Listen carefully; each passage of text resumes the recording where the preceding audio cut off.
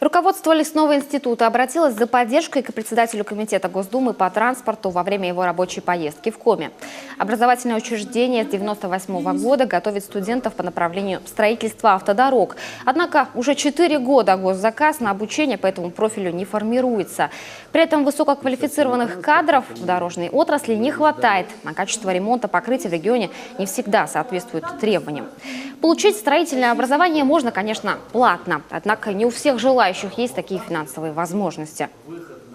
Сегодня имеем контрактные группы на заочной форме обучения, что подтверждает желание студента, желание получить эту подготовку. Что же касается вопросов, связанных с дневной формой обучения, как показал этот год, объявленный прием не состоялся. Я хочу подчеркнуть, что в этом году обучение на такой форме, на дневной форме обучения по этому направлению стоит в нашем вузе 109 540 рублей ежегодно. Я согласен с Любовью Александровной, что надо возвращаться не на 100%, но к госзаказу студентов.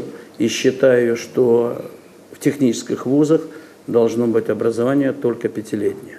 Мы это отстаиваем в Министерстве образования, мы ругались с Ливановым и думаю, что отстояли. И самое основное, в технических вузах должны быть специальности экономиста и бухгалтера. Никакая высшая школа экономики не научит, что такое транспорт, как в нем считать смету затрат, калькуляцию и все остальное. Нет, только технический вуз.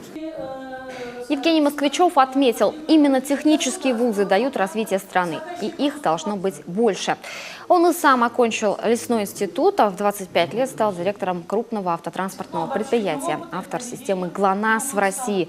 10 лет отработал в Минтрансе.